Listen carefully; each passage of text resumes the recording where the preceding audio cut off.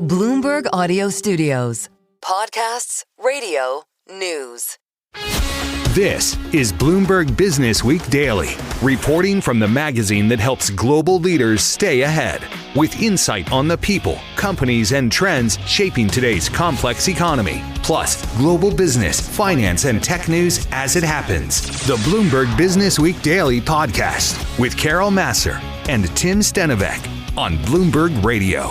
Hi, everyone. Welcome to the Bloomberg Businessweek Weekend podcast. Yes, it was a big week with the Fed cutting rates as expected, but surprising markets as Fed Chair Jay Powell said another cut in December.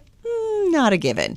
Also, earnings from 5 of the Mag 7, Alphabet, Amazon, Apple, Meta, and Microsoft. It was a lot, Tim. It was a lot. And so this hour, what you need to know from the earnings of those mega cap tech companies and on the massive AI build out and spend, because that, Carol, is what moved some of these stocks. Totally. That was the big headlines. Also, we always love to get a read on how consumers are feeling and spending their money. We got a view from the Chief Financial Officer at Wayfair, Kate Gulliver. She gave us a pulse check on a certain segment of the consumer. Are we talking about women who buy pillows? Well, more than just that. I mean, people have the money to spend. Maybe some people who are actually moving right now. That's true. You know, trading in for bigger and better stuff, growing families, I don't know. And women who buy pillows. Okay. Well, you're speaking for yourself. I You am. mentioned the pillows. It comes up. It's just a little tease for our chat with Kate. It actually does look like the U.S. has a sovereign wealth fund now. We're going to explain a little later. Have you checked who is the third biggest shareholder in Intel lately? It's interesting, Carol, because we also have a lot of debt.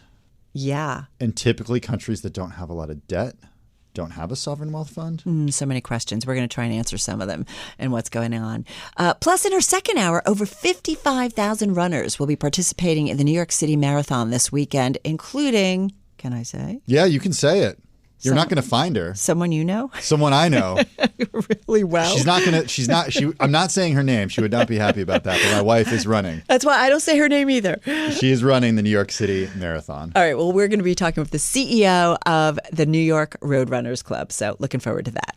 First up, though, we start with this past week's earnings from the companies whose stocks influence U.S. market moves more than any others. And as we said, it was a huge week for big tech earnings, Microsoft, Alphabet, and Meta, and many more, a couple more, in fact, all showing that the AI spend is on. With a look at some of the Mag 7 reporting this week, we talked with Mark Mahaney. He's Senior Managing Director and Head of Internet Research at Evercore ISI.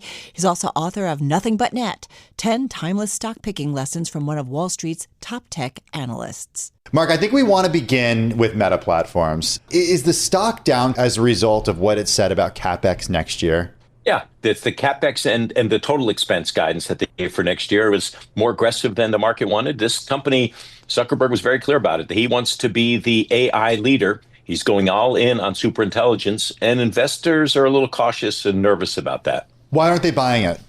Well, maybe for 2 or 3 reasons, Tim. You're asking a really good question, which is, why aren't they buying it? Well, maybe we don't really know what it is. So all of us are sort of scratching our heads because I guess we're not super intelligent. I'm not. But trying to figure out exactly what's going to come out of that. What's the product going to be? What's the offering going to be? And how are you going to monetize it? That's one reason. We just really don't know what super intelligence is quite yet.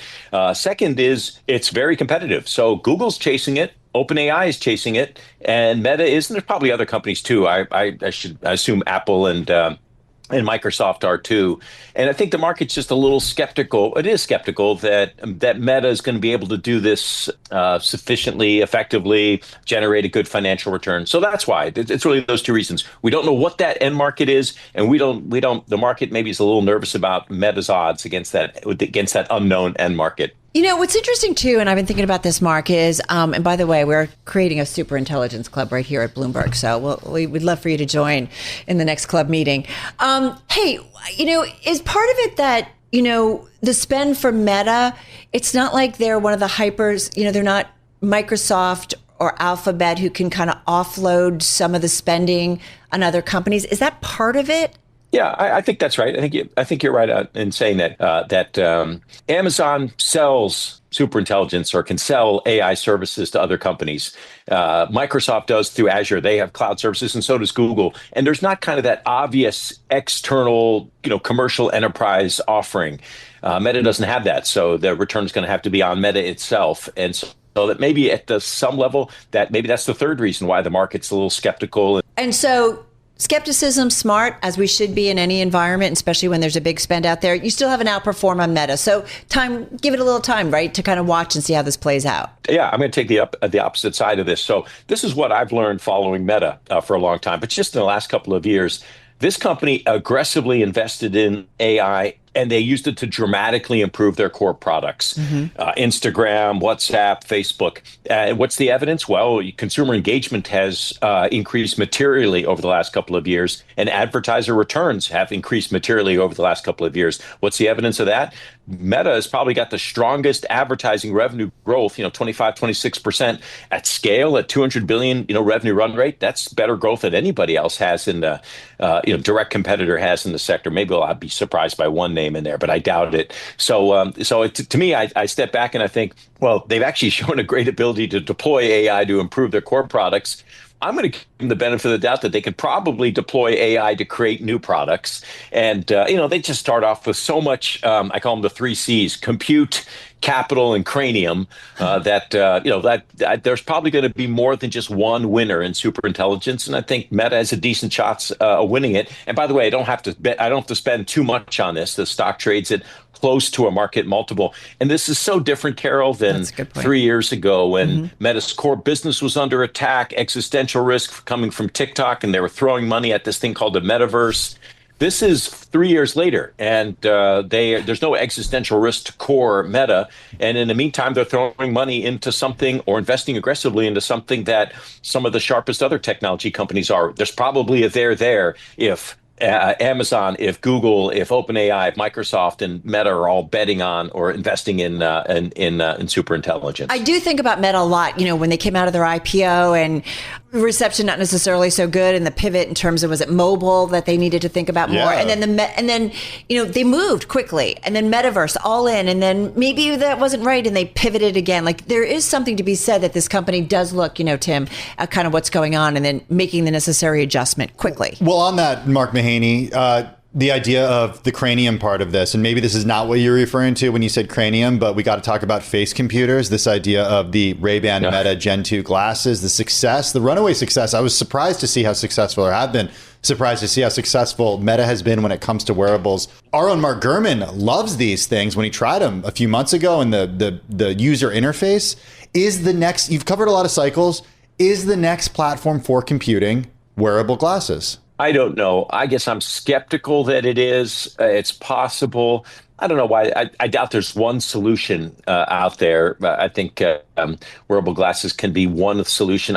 It's probably more than a niche, but I don't know that it's mass market. So I don't know what something in the middle there. I guess I'm a little skeptical, but they've certainly, this is a heck of a lot. This product is a heck of a lot better than what I wasted money on with Google Glasses years ago. But all the stuff feeds on and builds on itself. Well, I'm just having trouble then understanding where superintelligence comes into this. And like you said, we haven't seen this before, but if that's what the big bet is, and that's what all these companies are working on, how does that manifest in a product? Is it that Instagram just becomes that much better at knowing us and that our targeted advertising is that much better? Is that it? I hope there's more than that. I think the vision that's been that Zuckerberg has talked about just as much as anybody else, Sam Altman's talked about it, is a personal digital assistant. So an AI assistant that would not only find information, do research for you, help you figure out how to buy a new car, what are the best running shoes for you, but also help you perform tasks like maybe buy that car or buy those shoes for you at the best price and get them, with the fastest speed, and perform tasks for you, like help you book that family vacation, not in the average 3.5 hours that most families take, but in 30 minutes or 20 minutes or 15 minutes, and do all these tasks, kind of do them for you, and you can come back and have them done. So I think that's how to think about it. I'm hoping that all that comes together. Look, I spend a lot of time with Gemini. I've spent a lot of time with ChatGPT, and I've run it through its paces and doing projects and tasks like that. They're not there yet, but I see the potential and I see the ongoing improvement. So I think that's what we're waiting for, these personal AI assistants that are going to be able to research, find information, and perform tasks for us, and going to do it seamlessly and quickly. And that's what we're all sort of hoping for. That's Mark Mahaney, Senior Managing Director and Head of Internet Research at Evercore ISI. On Thursday, both Apple and Amazon reported results. More on that ahead. We started with a look at the numbers from the world's largest online retailer. With Bloomberg Intelligence Senior Analyst for E-commerce and Athleisure, Poonam Goyal. Sales were very good across the board, across all business segments, AWS, online, advertising, even physical stores. So from a top-line perspective, very, very encouraging results. In fact, AWS was probably the bright spot here. 20% gains. We haven't seen that in a while. On the margin side, I think AWS did really well. But then when it came to North America margins, they were weaker than we expected. So it's the only one area that I saw some skepticism. And I think that's largely due to their ability to want to maintain low prices to make sure the consumer keeps coming back and investing in its fulfillment. So you think that margins took a hit because Amazon is keeping prices low. Why? I mean, they want to drive market share gains, right? So if you think about what's happening in retail this year, tariffs have clearly added to costs, and many retailers have decided to offset those costs through efficiencies to try to keep and hold prices steady or raise them selectively. So that could be part of the pressure. And then also, Amazon has stepped up its game on shipping, where it was the leader and it still is the leader, but they're continuing to invest there to get items to you faster, same day, et cetera. So what else can you give us in terms of color on the retail side of the business, which is something that so many of us, right, identify very clearly with when it comes to Amazon? Yeah, I think, look, they're making all the right investments to improve profitability in the longer term. Amazon's retail business is finally break even to profitable. It took a long time to get here. And I think automation will be the next leg of growth to drive that further. But as I mentioned, earlier, AWS is driving their EBIT margins. So AWS can compensate these investments to a certain extent, and so can advertising, because the margins here are just so much higher than they'll ever be able to get in the retail business. Ooh, how is the advertising business doing, Poonam? It's doing really well. It grew 22% in constant currency in the quarter, so right where we expected. And I think, that's a high profit business. It's about 75 to 80% profit margins by our estimates.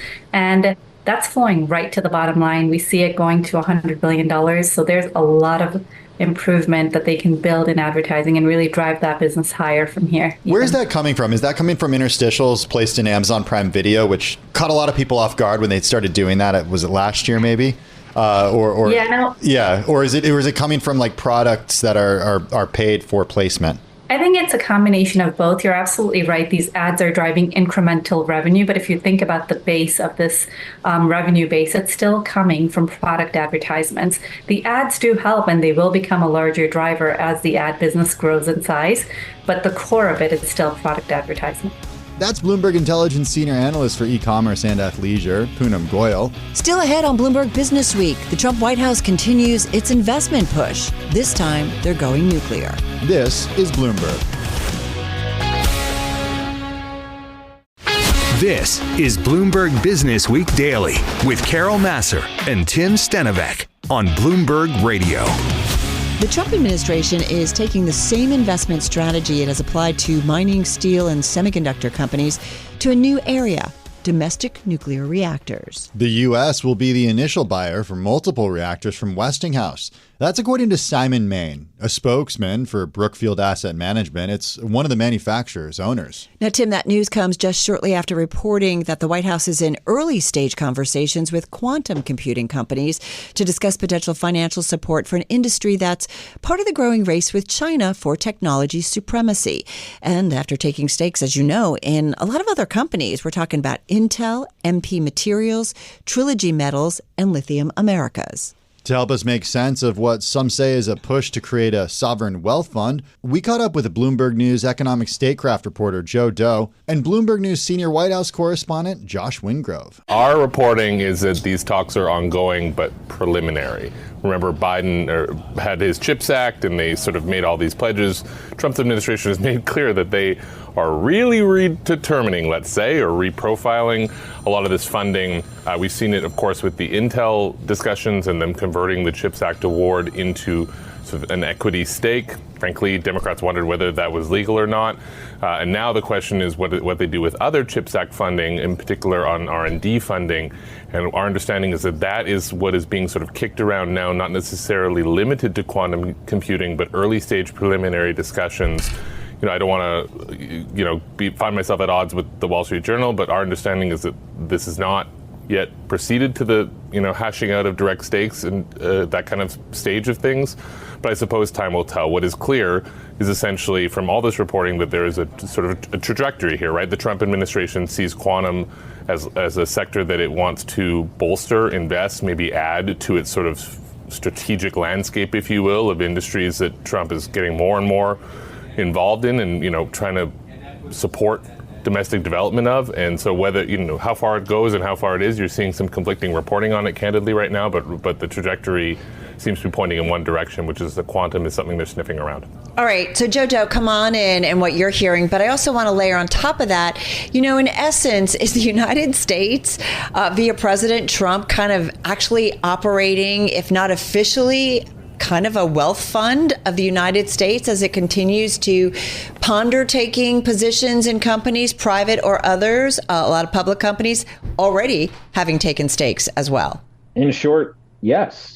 Listen, I think, look at this quantum computing article that we have out, and you add it to some earlier reporting that Josh and I had about a tungsten deposit that the U.S. is backing a U.S. private company to purchase. Add on top of that, Intel, U.S. Steel, MP Materials. It goes on and on and on. And what we're really seeing is a United States federal government that is comfortable with having a pretty broad-reaching portfolio that it is either taking active stakes in or financial backing to have some direction in terms of these companies that they believe are significant in terms of national security. And I think if I can tie it to that question of the sovereign wealth fund question, if you look at this quantum computing story, as Josh says, at the very least, it points out how broad-reaching the administration's idea of what is nationally significant for security purposes really is. Yeah, I think the question that I have is what happens, Josh, Josh, I mean, what happens to the companies that do not get investments from the United States? What about competitors in the space, whether we're talking about quantum computing companies or we're talking about rare earth miners or we're talking about metal producers? What happens to those? I mean, this is the question of the sort of handful of conservatives who are willing to speak aloud what a larger number of conservatives have long and always believed and probably still believe, which is that they don't feel comfortable with presidents of either stripe picking winners and losers, right? This used to be something that the Republican Party, this was not a tree that they were barking up all that often. And so Trump has changed the calculus in so many ways. So I think there's a few things swirling here. Number one, of course, how far will it go? We just don't know.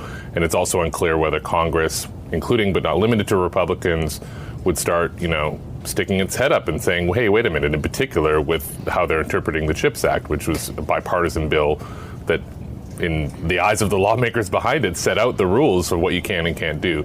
And number two is, okay, well, if this is the new reality and if the Republican Party is really moving on this, where does it go from here? And if if the next president's a Democrat decides to take it further than this, or even roll it back. It's just really up in the air right now. But President Trump has made it clear, as has Secretary Lutnick, that they're both interested in this sort of idea of like getting skin in the game or getting something in exchange for taxpayer support. They call it, they see it basically as a fairness issue. You do not get the support of the government if we're not getting something out of it ourselves. And so I think there's no sign that it's going to slow down right now with this administration. Joe, you cover economic statecraft. You've spent many years covering metals and mining. You understand rare earths. This is sort of the perfect cross-section of what you've been focused on for your career. But if we think about now, the Trump administration taking investment in many different types of industries, from tech to metals to rare earths, what are people talking about could be next? Everything. I mean, throw Intel in there, right? Yeah, I mean, this is the great experiment. When, Josh and I and Ryan, we had the terrific scoop that Intel was suddenly on the map for an equity stake, right? I think that really got the attention of investors in a way that like MP Materials and critical minerals had not. I mean, the kind of scale you're talking about with Intel shows you how big this administration is willing to think in terms of using the full force of the United States federal government to put into motion the things it thinks are important. And where we go from here, I mean, the phone calls that I sometimes have with Josh and others saying, hey, we should look at this thing, it is wild. And wild is being reportable. That was Bloomberg News economic statecraft reporter Joe Doe and Bloomberg News senior White House correspondent Josh Wingrove. And speaking of Nvidia, it's also partnered with yet another company this week. The AI chip maker took a 2.9% stake in Nokia, using its chips to boost Nokia's software for 5G and 6G networks. Bloomberg's Ed Ludlow sitting down with the CEOs of both Nvidia and Nokia following that announcement. And here is some of that conversation with Jensen Huang and Justin Hotard. If we take advantage of this transition from general purpose computing to accelerated computing, from old types of software to AI, we can take advantage of this transition of AI and 6G for America to win back telecommunications again. It's been a long time since the American telecommunication network has been built on American technology. You used the word national security, I believe. For national security reasons, for economic reasons, our industry should be built on American technology. And for the very first time, we can do that. We have a brand new product line that takes advantage of computing, accelerated computing, and AI. And we have a great partner to help us do it with, Nokia. There was a time when Nokia was already looking to America. You've been in the role since April. But may I start by asking you what role the administration played in bringing you both together, if this is indeed a strategic priority? Well, I don't think there was anything specific that the administration did, other than they've created the environment to support innovation. I mean, Jensen's talked about manufacturing, but it's also about R&D and innovation and technology leadership. And if you think about where this world is going and all those incredible devices that are going to be built on NVIDIA platforms, robotics, autonomous vehicles, augmented reality, virtual reality, we need a different kind of network in the future. And that's what we realized. And that's why we wanted to forge this partnership, so that we're building a network leveraging AI for AI services. And that's really the big change here. And the technology is flowing both ways. I mean, what is it that you will be able to do with Nokia, Jensen, that you weren't able to do on your own? Well, first of all, Nokia is in all of the world's base stations. And this AirScale platform of Nokia is in millions of base stations around the world. If our computers are not inside that base station, it doesn't help. It's no different than NVIDIA's tech computing platforms not inside a car, it doesn't help. And so the first thing is we need a partner to get us into the world's space stations. We also, remember, we're bringing AI to radio networks, AI to RAN, so that we can make wireless tech communications a lot more efficient. Second, we're bringing AI for the radio, meaning on top of these radio networks and these telecommunication network, we're going to be able to provide AI services, which is going to be able to make it easier for us to do robotics and autonomous vehicles and industrial automation and reach all of the different places around the world. That's kind of hard to do with Wi-Fi. Cellular reaches everything. And so we now have this fabric that we can deploy AI computing services on top of. It's going to be completely revolutionary. That's NVIDIA CEO Jensen Huang and Nokia CEO Justin Hotard speaking with Bloomberg's Ed Ludlow this week about their new partnership that has NVIDIA taking a nearly 3% stake in Nokia. Now, I think what's interesting, too, this past week, we did have a big NVIDIA event, the GTC event in Washington, D.C. that they held. And we heard from Jensen Huang, right, the CEO of NVIDIA, about a lot of stuff and a lot of things that moved, certainly the share price of NVIDIA to the upside this past week, but a lot about relationships that it is forging and continues. But he did also say that the government has not offered to take a stake in their company, NVIDIA. Well, first for of the all, moment. Carol, yes. Can we afford it? Well, that's a good question. I mean, where does yes, this money come from? Obviously, we could afford it, but we're talking about a market cap company that this week hit $5 trillion for the first time ever. It's also a little different than some of the other companies that the U.S. has taken a stake in. It's not struggling. It basically prints cash. It has this incredible moat with its technology that AMD and Qualcomm are trying to catch up with. Right. And others. So to me, it doesn't seem like the type of target that the U.S., like it doesn't need the U.S.'s help. Right. Doesn't need the support. It doesn't need the support. Like it's doing, didn't it hit $5 trillion? Yeah. market cap this week? Yeah. I guess it's doing okay. Oh, you did say that. I just think it bears repeating. I'm just going to say, I do listen to you, Tim. Hey, the other thing we should mention about when it comes to Nvidia, this was serious. President Trump saying he didn't discuss approving sales of Nvidia's Blackwell chips to China with his counterpart, President Xi Jinping. And that was one of the things that was supposed to be part of the U.S.-China trade talks. But it was interesting. It was a big thing that was missing from whatever agreement they seemed to come to. Well, speaking of trade, given the trade tensions between the U.S. and many other parts of the world over this year, some furniture makers have taken a big hit as a result of those tariffs. And the president says he does want to make more furniture here in the United States. That'll be good. That means I can buy more furniture. I hope my husband isn't listening. No, it means it's going to be more expensive. Darn. There is some beautiful stuff out of North Carolina, though. There is. There always is. Hey, listen, we've got a great look at consumer spending, at least when it comes to things like couches, pillows, rugs, and all that good stuff, home furnishings. The CFO of Wayfair, she joins us next. It still remains for us that the consumer is quite focused on promotional events. And so our consumer is typically a woman, mass market, and she needs those promotional events to really come in off the sidelines and get excited to shop.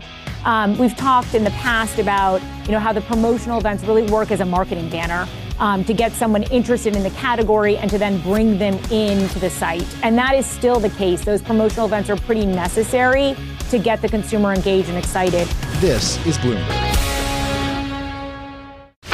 This is Bloomberg Businessweek Daily with Carol Massar and Tim Stenovec on Bloomberg Radio. Assuming the U.S. Central Bank would follow its second straight interest rate cut with another in December. Fed officials are divided about how much to ease as the ongoing government shutdown limits the economic data usually at the basis of the rate's decision. It's not only that there's division, it's not even about how much to ease. Some think there shouldn't be any easing. Policymakers did, though, receive a delayed report last week on the Consumer Price Index. And the whole reason we got this report, Carol, Social Security cost of living. Yeah, totally. I mean, these are important things. So things. That's like a one-off. Well, yes. But it's also like those folks are voters. And so you kind of don't want to mess around with them. That report, though, did show that underlying inflation rose in September at the slowest pace in 3 months. Is inflation slowing consumer spending? And is it affecting earnings? Good couple of questions there. We've got a great look at one slice of how consumers are shopping. Wayfair reported third quarter results that easily topped expectations. On the call, company management gave guidance for the current quarter that topped consensus estimates, and they spent a lot of time talking with analysts and investors, talking about the company's efforts to use AI. We caught up with Wayfair CFO Kate Gulliver, who said that consumers are still spending money on furniture. We're obviously quite pleased with the third quarter results and the subsequent reaction to them. And I do think it shows, all the work that we've been building to over the last few years and the enduring strength in the model. And so you saw that top line come in pretty nicely at 8%, net 9% adjusted for the German business. And that really is compounding share gains there on the top line. And that, of course, flowed through quite nicely to adjusted EBITDA gains. How would you describe the consumer? Yeah, it still remains for us that the consumer is quite focused on promotional events. And so our consumer is typically a woman, mass market, and she needs those promotional events to really come in off the sidelines and get excited to shop. We've talked in the past about, how the promotional events really work as a marketing banner to get someone interested in the category and to then bring them into the site. And that is still the case. Those promotional events are pretty necessary to get the consumer engaged and excited. We do see relatively more strength in that higher end consumer. For us, that's consumers that are transacting on our Paragold site, which is our luxury brand, or specialty retail brands. We've said that those are actually growing at a faster rate than the core Wayfair.com business, and you are seeing more strength in that consumer segment. Talk about promotions. You mentioned them. You have to get consumers excited. Do you have to get them more excited now than you did in any other part of this year? We're really trying to understand the economic environment out there.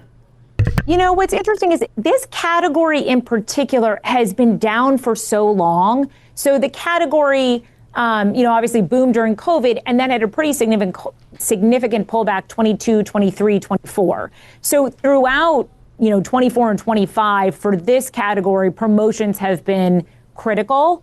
I would say what we have seen, really throughout 25 is there's also been some mix shift dynamics in addition to sort of higher end consumer and mass market consumer. You do see consumers that are shopping for, things like decorative accents, decor, maybe things with a lower ticket than, buying a new couch or a new chair. And I think that's the idea. Someone wants to refresh and is excited about that, but they want to be mindful of how much they're spending. And so they're looking for the smaller piece as maybe opposed to the big piece. Well, to that point, Kate, I think about the pandemic. We realized that's the anomaly. I mean, I'm looking at your stock is up 142% this year, which is quite a run, but it's still down about 69% from 2021. We know everyone was at home, spending on their home. That's why people were working at home, spending on their pets. There was a lot of stuff going on. So I am curious about when you look at the third quarter growth, how much came from intrinsic share capture versus category stabilization? Because it does sound like we're seeing a lot of stabilization here. It's a great question. We think the category itself is roughly flat to slightly down. So I do think the category has stabilized. And we see that. We look at a variety of different data sources and, they're all slightly different, but they coalesce around a flattish category. This is in contrast to last year where the category was down maybe, mid-single digits to high single digits. So that's certainly an improvement, but we don't yet see the category as having returned to growth. So when we look at sort of 8% growth, right, that's definitely us gaining share on a category that is, say, flattish. When consumers are buying from Wayfair, are they buying to replace stuff, or is this trade up activity? What is the data telling us or telling you? Yeah, that's a great question. We're certainly starting to hear that a bit from folks. Have we hit replacement cycles? And really, to the conversation we were having around the pandemic, it speaks to so much of the pull forward in demand that happened during that pandemic period. I think we see a few things that drive purchase events. One is moving, and obviously that part of the category has still been, quite suppressed. One would be life cycle changes. Mm-hmm. So, your kid, you had a baby and now they're moving into a toddler bed, or the kid's leaving the home and you're turning their bedroom into an office. So sort of as your life cycle evolves, regardless of if you're moving. And then a third would be, replacement categories or sort of, zhuzhing up your room. In replacement cycles, I think a lot of folks are eager to see if, what was bought in 2020 and 2021 needs to be replaced at this time. And I think what's helpful to understand there is it's just very category by category specific. So if you bought, opening price point outdoor furniture, and you live in the Northeast, maybe 5 years is, an appropriate time frame. But if you bought a, nice couch, you're certainly not hitting the replacement cycle on that yet. I got to say, I love zhuzhing. I love buying pillows, but I'm afraid if I bring any more pillows home, my husband's going to divorce me because he's like, I can't even find I can't find the bed anymore. Hey, listen, you talk, Kate, about the higher end brands like Perigold. You're seeing some strength certainly in that area. I am curious too about your retail expansion, the physical store retail expansion, or your loyalty program. If that's adding incremental customers versus shifting existing digital ones, what are you seeing on that front? Yeah, great question. So on the physical retail side, we are adding incremental customers. We're actually seeing in our first large format Wayfair store that's been open for a little over a year now, more than 50% of the folks who are transacting in that store are actually new to the customer file. We have 100 million customer file, right? So to be getting new customers at this stage is pretty exciting. So it's definitely acting as a way into the brand. Perigold, we actually just opened 2 stores for Perigold. So we opened one in Houston in the spring, or sort of early summer, and then we just opened in West Palm Beach in Florida a week ago.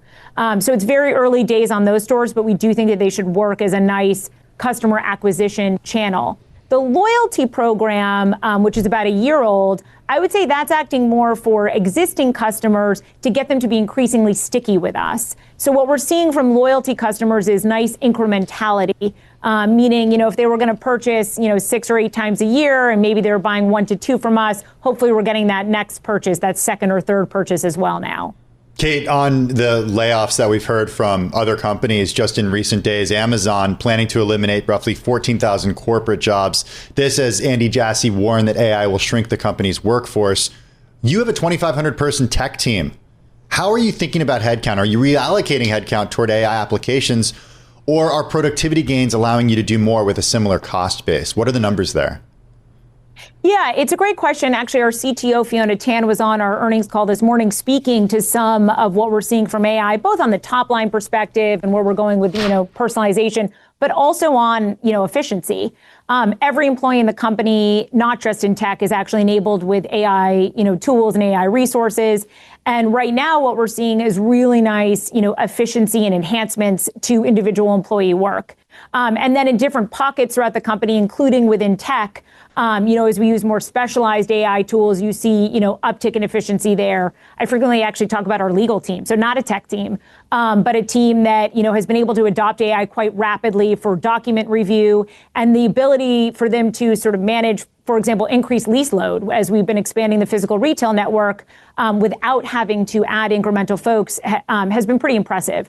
And so we certainly are seeing gains, from that efficiency internally. Hey, do you feel like, though, in this environment that you want to be lean and mean? I mean, I guess I feel like all companies want to be lean and mean, Kate, but I do wonder if you're seeing, as you look down the road, we are in this funny environment, funny, not funny, haha, but funny, difficult, in that with the government shutdown, we're not getting data. So we're trying to figure out by talking to folks like you, where we are in our economy. So do you feel like there's pressure to be leaner and meaner than maybe, I don't know, a month ago or so, or you feel more confident about what's kind of coming down the road here? I think you framed it well, Carol, when you said you should always feel, the importance of being lean and mean. We're a mass market retailer, right? We operate on basis points of margin. So we absolutely need to be maniacally focused on cost at all times, regardless of the macro that we're operating in. And over the last several years, you saw us go through a number of restructurings, frankly, to bring down that overhead cost pretty significantly. Our most recent restructuring was actually March of this year, where to the conversation on tech employees, we did lay off some of our tech team as we completed our replatforming exercise, and we're able to actually increase some efficiency on that team, pointed more of those resources, towards AI, et cetera, as they have stayed. So, we continue to be quite focused on efficiency and efficiency gains. We feel good about, where the team is right now and the efficiency that we're seeing from that operating team. But that comes on the heels of, several rounds of restructuring over the last 24 months. Well, on AI, on the consumer side, when it comes to AI, I'm wondering about the traction from Muse and Decorify, the decorating platform, the new pilot. How has that been with shoppers so far? Is it driving broader consumer adoption of AI-led design? Yeah, so we've tested out a number of AI, tooling as it relates to how the consumer can experience our website. We offer millions of different SKUs across thousands of suppliers across a wide range of styles. So the holy grail is really personalization. And how do all three of us may be searching for, those throw pillows for the bed that Carol was talking about, and we all may have a different aesthetic. So how do we land on the site and get to our aesthetic as fast as possible? Decorify and, now we have a tab on the app called Discover. These are ways for individuals to sort of browse and engage in a way that should be more personalized for them. And we do see great engagement there. But even on, the main part of the app, so not using one of these specialized tools or the main part of the website, we are using generative AI to make that experience better. We spoke on the call this morning about combining generative AI from a merchandising perspective with actually human designers. And for folks that landed on those SKUs that were the combo of the both, we saw a third, uplift and sort of engagement with that SKU. That's really exciting because that means that SKU is probably far more relevant to you than where you were going to land before. That was Wayfair CFO Kate Gulliver joining us from Boston. After earnings, many financial firms raised their price targets on the stock, including Goldman Sachs, JP Morgan, Stifel, Citi, Needham, and more. And that wraps up our first hour of the weekend edition of Bloomberg Businessweek from Bloomberg Radio. Ahead in our next 60 minutes, Jimmy Wales, the founder of Wikipedia, on building trust in today's very skeptical world. Plus, where's the beef? Nicely done, yeah. We catch up with the founder and CEO of the jerky company, Archer. And the New York City Marathon, yep, it is running this weekend. An inside view from one runner and the individual behind the event. By the way, he's already working on next year's. This is Bloomberg Businessweek. I'm Carol Massar. And I'm Tim Stenovec. Stay with us. More from Bloomberg Businessweek Daily coming up after this. This is Bloomberg Businessweek Daily, reporting from the magazine that helps global leaders stay ahead, with insight on the people, companies, and trends shaping today's complex economy, plus global business, finance, and tech news as it happens. Bloomberg Businessweek Daily with Carol Massar and Tim Stenovec on Bloomberg Radio. Plenty ahead in our second hour of the weekend edition of Bloomberg Business Week, including protein is the new nutrition fad. We talk with the founder of a grass-fed beef and all-natural turkey beef stick company. Say that 5 times fast. I was going to, and then I decided not to. It's a tough one.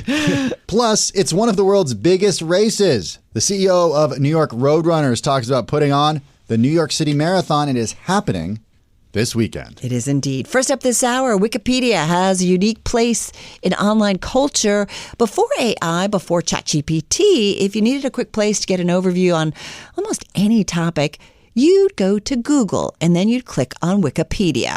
It's almost too good to be true in today's world. It is built on trust and community, all online.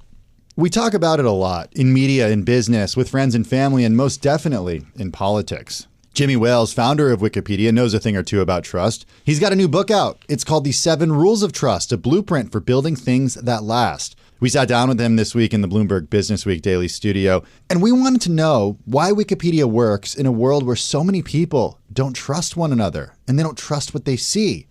That issue of trust is something he's been thinking about. It was a couple years ago. I had some ideas around this, and just started, and it's obviously turned out to be quite timely, as we have a lot of issues around trust in society, and I want to encourage people to let's get back to a society of trust. You know, it's funny. Carol and I spent a lot of time talking about this ahead of the interview because Wikipedia sort of seems, and look, it's had its challenges, of no course, question, it's had its controversies, but for things that are online, it's kind of this weird utopia in the sense that it's kind of remarkable. Yeah, it's really remarkable. I mean, we know anonymous people online oftentimes are full of vitriol and hate. We can see that even when people use their names on social media platforms. We lock our doors when we leave the house. Why does trust work on Wikipedia, but kind of seems like nowhere else right now? Yeah, I mean, I think for me, one of the 7 rules of trust that is most meaningful in that regard is purpose. Like Wikipedia has a very simple purpose, which is to build an encyclopedia, and we make all our decisions around that. And the rules about participation and so forth. And that's very different from social media, where there isn't a clear purpose other than free speech and openness.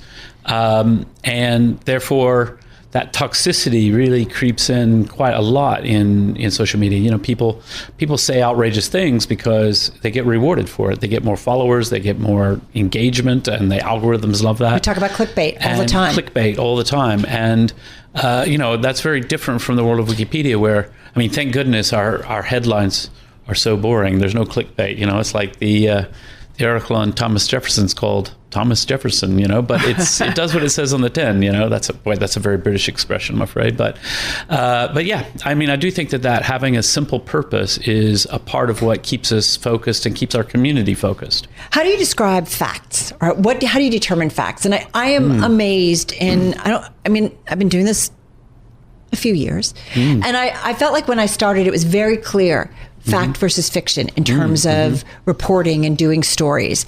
And I feel like there's a lot of gray area, and I just feel like a fact is a fact. So how do you guys determine what's a fact in an entry? Yeah, we're really old fashioned. Like what we look for are reliable sources. So we want, sort of academic research or quality newspapers, quality magazines, quality books, really old fashioned. And, the idea that we should treat, the New England Journal of Medicine as the same as social media influence online is obviously just wrong. Like you really want facts, and that's what people want from Wikipedia. They don't want sources matter. Chaos. Sources really matter. Like having a good quality source is what it's all about. But why don't sources matter to everybody?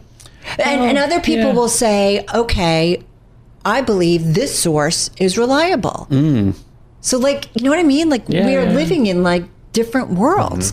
I think that's a huge problem. I do think, it's really important. I mean, one of the problems that we've seen is that a lot of the media, in response to the changing and very difficult financial model for journalism, they've chased after really partisan audiences. And so, sometimes you read something and you're like, yeah, that was interesting, that was good, but I'm not sure I got both sides of the story there. I live in the UK, and we have just an example, 2 quality newspapers, The Guardian and The Telegraph, left-leaning, right-leaning. They're both great newspapers, but I often read one and I'm like, and then I go read the other and I'm like, yeah, you probably should have been somewhere in the middle, both of you.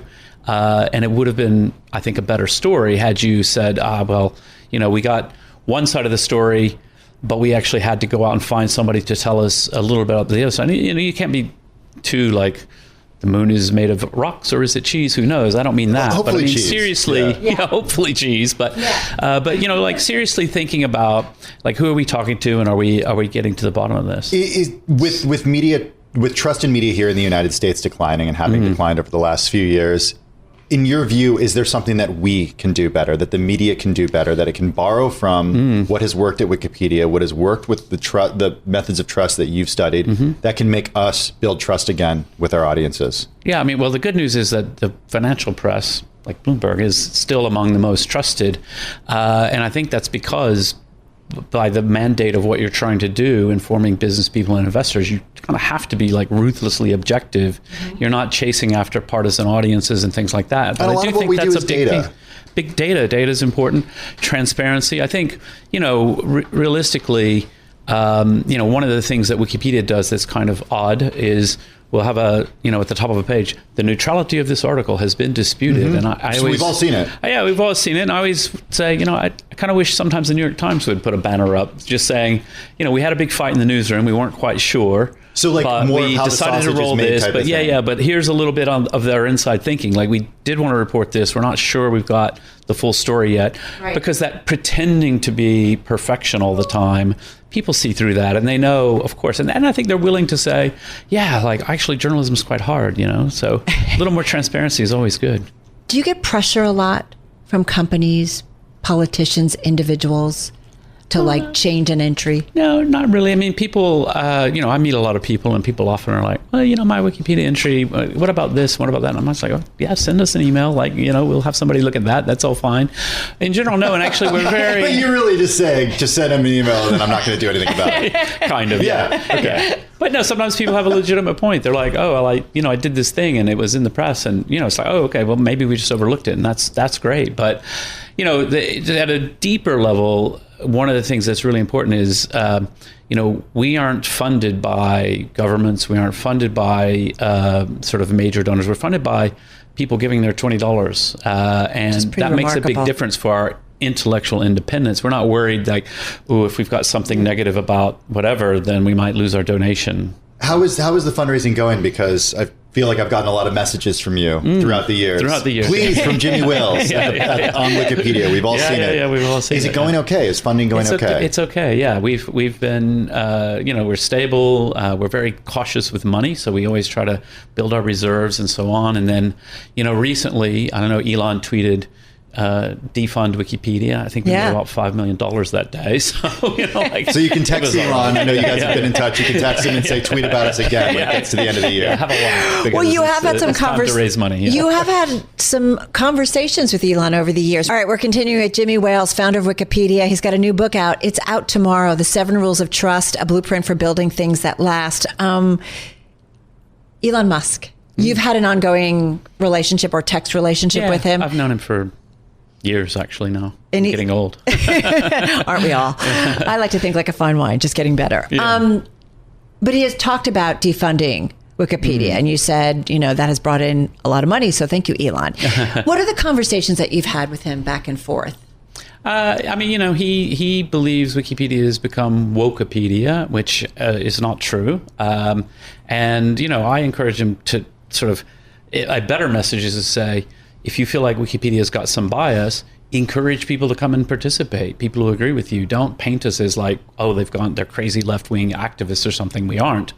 And by the way, he's also encouraging crazy left-wing activists to come and bother us, and that's not good either. So, realistically, I can't predict what Elon's going to say or do. He's Elon, he does what he likes. But what's he like one-on-one? We're to be fully transparent. We listened to a podcast, and I think you brought up something about like Elon one-on-one versus Elon, he's always been performer. Yeah, he's always been very nice to me in private, and civil and so forth. And I've met him in person a few times, and and then he's a huge public persona, and a huge public character. And sometimes I slightly ignore that because I'm like, oh, he's just being Elon in public. If I ran into him, I think we would have a very friendly chat. Over the last 20 plus years, Wikipedia has kind of lived on despite massive changes with technology. We're undergoing one right now with AI and the way that people are using LLMs. You have said that you are building Wikipedia to last 100 more years. How do you ensure that you do that when you don't even know what technology will be around? Well, it's true. We have no idea. So I think all we can do is preserve our intellectual independence, keep an eye on the finances to make sure we're not vulnerable, be open and keep our community's mind open and active to say, oh, how do we adapt to new technology? Is there things here we could use? What can we do to preserve our mission, which is free knowledge for everyone? That was Jimmy Wales, the founder of Wikipedia, on his new book, The 7 Rules of Trust, a blueprint for building things that last. You're listening to Bloomberg Business Week. Coming up, got to get the protein in as many ways as possible. Everybody's talking about protein. I don't know. I grew up with my family. Like, you always had protein. Like, you knew that was part of a healthy diet. But anyway. Did you see we got... What? Protein in Pop-Tarts? Yeah, well... I don't even get that. Okay, we did. Sorry, Pop-Tarts. But there's also Love even the nice, organic, quote-unquote organic fig bars. Have protein? They have a new version out with extra protein. It's all about the GLP-1s. What is it? I know exactly. People want their protein. Anyway, on this, we had a great conversation. We caught up with Eugene Kang. He is founder and CEO of the meat stick company, Archer. Meat. I ate actually a meat stick after this interview. You did. After the conversation, I went upstairs. I got meat sticks for everybody. You did. This is Bloomberg. This is Bloomberg Business Week Daily with Carol Massar and Tim Stenovec on Bloomberg Radio. Protein, in the words of Derek Zoolander, so hot right now. Or Paris Hilton, that's hot. We don't know if you saw this last week, Carol, but I know you did actually. I know you saw this because you mentioned it earlier. I did. The protein in the Pop-Tarts? Yeah. That's bizarre. Protein Pop-Tarts. But I do feel like we're turning around products and we're looking for some key things like fiber or protein or, you know what I'm saying? Yeah. Or some vitamins or something. We are doing that, but what protein about in everything. What PepsiCo said. They have plans for a higher protein version of Doritos? I mean, come on. Come on. Okay, elsewhere, protein is being added to popcorn, pasta, bread, cookie dough, ice cream, and macaroni and cheese. I kind of want to go old school, though. Go to the original source of protein. We talked about this a lot in the newsroom today. Eugene Kang knows all about this. He's founder and CEO of Archer. It makes meat sticks from grass-fed beef and all-natural turkey. He joins us from L.A. Talk about timing, Eugene. How are you leaning into the protein craze right now? Is this what people want? Yeah, thanks for having me on, Tim and Carol. And yeah, absolutely. Protein. Look, it's been around for a while, and particularly meat snacks. And protein is the hottest sort of trend right now. And we're really proud of the fact that meat snacks is kind of a original kind of source, right, of protein, and you don't have to add necessarily protein to it like some of the other innovations that you guys kind of noted earlier. So we know you are the official meat snack partner of the LA Dodgers.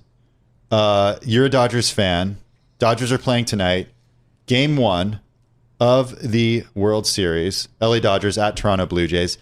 You're a startup, though. How did the partnership come together like this? Yeah, there was a couple of other consumer brands that were partnered with the Dodgers last year.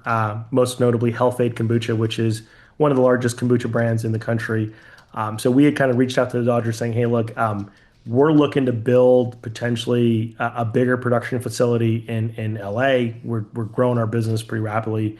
Doesn't make sense to kind of partner up. And they absolutely loved it, thought it was a great idea. So got to work quickly on a partnership framework earlier in the year around spring training and, kind of cemented it right before the season started. Do you guys pay for that, or do you offer a deal on how I've always wondered how the finances of this stuff works. Take us into the numbers. Yeah, Yeah, no, we do pay for it, but in return, we obviously get advertisement throughout the stadium, products sold in the concession stands, available in the clubhouse. So I think there's a few notable Dodgers that are probably eating our protein snacks as well.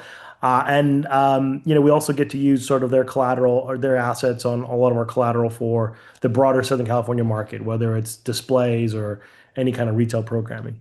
Hey, talk to us more broadly, because you guys are in Costco, Whole Foods, Walmart, Starbucks, Target, 7-Eleven. I mean, if we're on a road trip, I mean, that is certainly one of the snacks people pick up. Talk to us about the growth that you are seeing in the marketplace. Yeah, the growth has been incredible. What's incredible? We love numbers here. We're growing 100% year over year. Wow. We're approaching close to over 500 million in revenue in the next 12 months. We were a little over 100 million 2 years ago. Wow. So growth has been absolutely incredible for us. The category, obviously, because of us, is doing incredibly well. Premium, sort of better for you brands have really just taken over sort of the zeitgeist with consumers. And, we benefit not only from the premium better for you side of it, but also the fact that we're a portable, dense protein packed snack. How do you do this? I'm wondering about funding and bootstrapping versus raising money. The growth, the new facility that you are opening soon in Vernon, California, the one that you just opened, earlier this month. Did you take on external funding for this? We took on debt, but I mean, we're cash flowing. We're profitable. So for us, it was we didn't have to necessarily raise equity or anything like that. And we do have a private equity growth investor that came in early on in our life stage. Okay. But, no institutional funding as of late. The private equity investor. So how much do they own? They own a minority stake in the business. My partner and I still own a majority stake, but they are kind of shoulder to shoulder in terms of ownership structure. I'm curious, in a world of GLP-1 drugs and people, looking to lose weight, they are losing weight, thinking about their diet. How is that impacting you, if at all? And I'm looking at, you've got a grass-fed beef jerky, a classic, zero sugar. So I'm just curious how you're adapting and just talk to us a little bit about the impact, if there is any. Yeah, we haven't seen an impact in a negative way. If anything, it's been positive. We're not able to quantitatively tie our brand performance to GLP-1, but studies have shown that folks that are on GLP-1 adopt to meat snacks at a much higher rate because they're just, I think, seeking a bit more protein in general in their diet post GLP-1. So for us, we feel like it's a major tailwind for our business. Got to talk beef prices. U.S. beef prices have skyrocketed to record levels. It's challenged the president's pledge to make groceries more affordable. Earlier this week, the president attacked U.S. cattle ranchers over their criticism of his plan to slash record beef prices by importing significantly more tariff-free meat from Argentina. How much have your prices gone up? Not the prices that you reflect to consumers. I'm talking the prices you pay for the beef product. Yeah, so we kind of knew early on that the beef prices were going to be as high as they were. If you we look at cattle reports a year out, and this time last year, it was clear that the domestic cattle herd is actually kind of thinning out, just given all the record droughts that we've had in the last few years. And so if you think about, cattle herd thinning out, potentially a trade war, it's only going to spell disaster, right? So we were able to hedge our commodities for the full year. So wow. We were somewhat, not going to say completely insulated, but somewhat insulated. And obviously we did see a spike in pricing for sure on the beef price. But anyone that would tell you that the beef prices from an industry perspective is coming out of left field I would be very shocked to find out. I think everyone knew that this day was coming. I don't think the average consumer knew it was coming, but I think most folks that were in the industry about a year ago knew that this was kind of coming down the pipeline. Can you give us an idea of how much your raw costs would have gone up had you not hedged, though? We're talking record prices right now. So what would that have done? It would have been like 40-50%. Wow. That's pretty amazing. I mean, and big difference. Kudos for hedging. Yeah. Yeah, I'm curious about the process. So you're doing this all here in the U.S., correct? All of it. Yep. So is it robots? Is there humans involved? Like what's involved The in the process? cows are not robots. No, I know the cows aren't, not yet.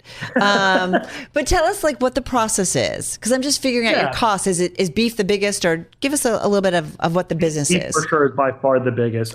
So we have manufacturing plants that we own, and then we also have co-manufacturing partners throughout the country as well. I'd say there is labor involved for sure. There is some automation depending on part of the process. So if you think about, we're bringing in raw beef, right? We're not doing any kind of slaughtering or anything like that. It's all just raw beef that comes into our processing plants. Everything is either grinded or cut. It's cooked in a big oven that you can imagine. And then from there, it's packaged out, whether it's individually wrapped like a beef stick or beef jerky that's in bits and pieces in a sort of resealable pouch.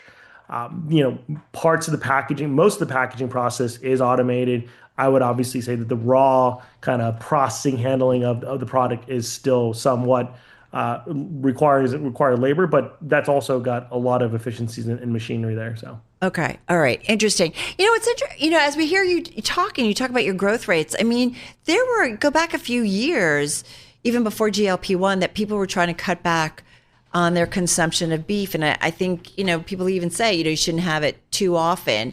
And it feels like people are really into your product. What's changed, do you think? I don't think anything's changed. I think it's accelerated. I think our thesis from the very beginning was, we are sourcing high quality premium beef, right? So it's all 100% grass fed, pasture raised. And so for us, we had this thesis like, look, if you're going to eat protein in beef, please make sure you're eating the right highest quality of protein. And so I think that trend line has converged where the consumer is today. And I think folks are realizing like, hey, look, there's nothing wrong with eating animal-based protein, but if you're going to eat it, make sure you're sourcing, the highest quality, because we think that's better for you, whether it's antibiotic free range, grass-fed, et cetera. We're speaking with Eugene Kang. He's the founder and CEO of Archer, makes meat sticks from grass-fed beef and all-natural turkey, joins us from LA. What's the product pipeline look like beyond turkey, beyond beef? Yeah, look, I think we launched a really cool pasture-raised bison jerky in Whole Foods and Sprouts nationwide. Had a bison burger. They're kind of good. Bison's really fun. Not a lot of source for it, so hard to scale. Look, we're exploring other protein alternatives, right? Other animals, in whether it's the stick or meat or beef jerky or jerky format. I'd say for us, given the growth, we actually feel like a lot of our sort of white space is still in distribution. I mean, convenience channel is, roughly 30 to 40% of the overall meat snack category, and we play in less than 1% of it today. So we think there's big white space there. A lot of, despite all the store counts that we're in today, we actually think there's still plenty of distribution to go get in our current format, and then continue to innovate on the pack format, right? Like, this consumer is completely new to the category, despite it being a category that's been around for 20 years. Like, our consumers that we brought in through this like premiumization, this better for you positioning is entirely incremental. And so for us, it's like, okay, how do we think about new unique pack formats to meet the consumer where they are, given the usage occasion? And that's kind of our view right now. Just very briefly, competition, there's no shortage. You've got Chomps, you've got Vermont. That's just a couple country. You've got other ones as well. I mean, those are the two on the tip of my tongue. How do you stand out? Yeah, I mean, we're the fourth largest in the country. We are right behind the big conventional stalwarts like a Jack Link's, like a Slim Jim. Those are more conventionally positioned, and they're like legacy brands. Chomps is a phenomenal brand as well. I mean, we are kind of neck and neck in terms of like size and scale, and ultimately driving a lot of the growth, frankly, in the category. I would actually argue that if you removed us and Chomps from the ecosystem, the category wouldn't be growing as fast as it would be. So, Eugene, really quick, 10 seconds. You going to go it alone, or are you looking for someone to buy you guys out? Look, the company is built on scalability and sustainability, and for us, we're always open to options, right? That was Eugene Kang, founder and CEO of the meat stick company Archer. Still ahead on Bloomberg Business Week, over 55,000 runners will be pounding the pavement for the New York City Marathon this weekend. We talk to the CEO behind it all. This is Bloomberg. You're listening to the Bloomberg Businessweek Daily podcast. Catch us live weekday afternoons from 2 to 5 Eastern. Listen on Apple CarPlay and Android Auto with the Bloomberg Business App, or watch us live on YouTube. This weekend, more than 55,000 people from all over the world will take to the streets of New York City to run the more than 26 miles through the 5 boroughs of the city.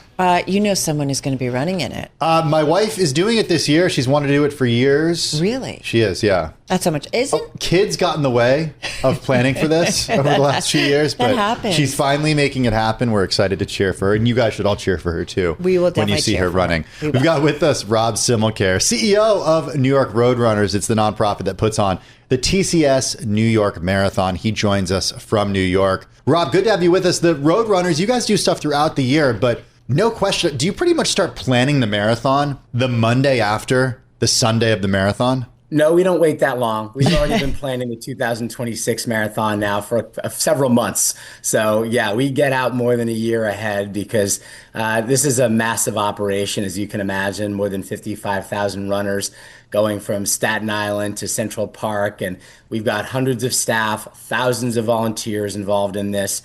So it's really like a military operation, and the planning begins more than a year out. It's pretty remarkable for anyone who has not seen it. I think it's actually one of the best days to be in New York City. It's pretty cool, right?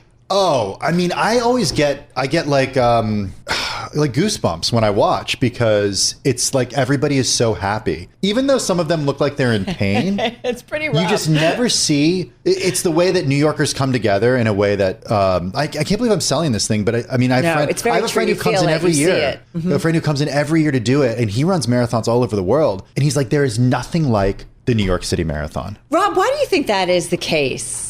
I just think that, he said it in a way. It's a day that New Yorkers come out to cheer for total strangers. You don't see that every day in a city like New York. We're known to be pretty tough. New York can be a tough place to live. And, we're obviously all really tough people in New York City. That's part of what makes us New Yorkers. But it's the day that we come out, we cheer for strangers, whether they're from down the block or across the world, because I think everybody respects what it takes to run 26.2 miles. And everybody wants them to succeed. We're not rooting against anybody. We're rooting for everyone. And we may be out there to see our spouse or our colleague or our friend, but every person who passes, we're rooting for them to succeed in their goal of reaching the finish line. So 55,000 people all over the world. How many people actually reach out to be a part of this? I'm assuming that there is a number that you guys just don't want to exceed. Yeah, that's right. I mean, this year we had over 200,000 applications to our drawing. So that was a big number. We also have a countless number of requests coming in for people to run for charities or other organizations in the marathon. So the interest level, if you add it all up, is probably close to 500,000 people who would like to run the marathon and reach out to try to do it every year. We obviously want to keep the number to a number that we think is manageable. So this year we're going to be in that 55,000 plus range to make sure that everybody has a great day. But we're always looking for ways to get more people into the marathon. And the application window for next year is already open. You can already apply to be a part of our Team for Kids charity team for 2026 on our website, nyrr.org. We also have a sweepstakes going on right now. You can enter to buy a chance to get free entry for you and a friend into the marathon next year. And the proceeds from that go to support our nonprofit mission to get kids and adults running in New York. Yeah, it's really hard to get into, Carol. I mean, my wife did, because we live in New York, she did the New York Roadrunners I think it's 9+1. Is that right, Rob? That's right. If you run, do you still do that? Do you still do that? New York. Yeah, we do. Okay, explain how that works for New Yorkers. If you're in the New York area and you run 9 races in a calendar year plus volunteer at one of them, you are guaranteed entry into the next year's marathon. So that's one of the most popular ways to get in. It obviously favors New York City area residents. And yeah, we had a lot of people get in that way. Okay, so let's talk economic impact here, because I got my buddy coming in who comes in every year. This time he's not coming in solo. He's bringing his 2 kids. He's bringing his wife. They're staying at a fancy hotel in Midtown. They're going to make a vacation of it. He's going to drop some serious coin to do that. I imagine the New York City Marathon has a huge economic effect on the city. Yes, in fact, we just completed a study about a month ago on the economic impact of the marathon and New York Roadrunners across the board on New York City. And we found that the marathon contributes just about $700 million a year to the economy of New York City. All year, New York Roadrunners with our other races and events contributes close to $1 billion. And so that's actually more economic impact than all of the Mets and Yankees home games combined. And the story of your friend's a big part of the reason why, right? You've got people from all over the world who are coming to New York. They're bringing their friends. They're bringing their family. A lot of them are staying in hotels multiple nights. About 40% of our field this year will be international. So those folks are coming in for a sustained period of time. They're staying in hotels, they're eating at restaurants, they're going to Broadway shows, they're doing all the things you do when you visit New York. And so running the marathon is just kind of the centerpiece of a big trip to New York City. And let's face it, November is not peak tourist season, right? So we're bringing in a huge number of visitors to the city at a time that otherwise would be pretty quiet. Wait, Rob, how much of that spending is the carb load before the marathon, right? Like all those restaurants offering up pasta. I mean, there's a lot of that going on too, right? Oh, yeah. This is a good week to own an Italian restaurant in New York City. And we know that they're all dialed up their pasta menus, their prefix menus. So absolutely, it's a very good week for the pasta and rice, too. Rice is also good carbs. You know, Carol and I travel the weekend, the 2 days after the marathon every year. And one cool thing about New York is you see everybody who completed the marathon on the subway on the way home. Do they wear it? They're wearing the medals. Then throughout the week, and I just remember the last few years because we're going to Schwab Impact next week, Carol. Right. It's always around this time of year. We fly on the plane. There's always people wearing their medals at the airport on the plane with us. And you know, there's this cool like moment that you have with these people where you're like, congratulations, that was a lot of work. You did it. It's like such a community feel. It is pretty amazing, right? It's so not New York, like the New York that Rob was describing, right? Like the sharp elbows, like give me some room on the subway here. It's really, really sweet. Like in a world where it feels like there's a lot coming at people. I don't know. What year are you guys in doing this? Next year will be the 50th anniversary of the 5-borough New York City Marathon that starts in Staten Island and ends in New York City. So the original race was just laps in Central Park in the early 70s. But next year will be really a big anniversary because that's what people think of when they think of the marathon is crossing the Verrazano Bridge, running through all 5 boroughs. So next year will be a big year with that 50th anniversary. I just love it. How much has the race, I mean, you said how it started, laps around Central Park. How much has the route changed over the years? It hasn't changed very much since they started that race covering 5 boroughs. Minor changes here and there, but it really has not changed very much. That start line on the Staten Island side of the Verrazano Narrows Bridge and that finish line right at Tavern on the Green. So you're running the same course that people have been running for decades and decades. And I think that's one of the things that makes it special because you can compare your times to the times of your friends years ago, the times of yourself if you've run it a lot of years. So that's one of the things that runners love to do is compare times and it's stayed pretty constant. So those comparisons hold true. Yeah, I'm wondering how much the Athletes with Disabilities program has changed over the years, because that to me is one of the most special parts of the marathon. And I know that there are different physical impairments that make athletes with disabilities eligible to run in the New York City Marathon. But seeing those folks, whether they're visually impaired and they're guided by another runner, or they're using hand cycles because they've lost the use of their legs, well, that's actually a separate race, we should note. But it's pretty remarkable to see, Rob.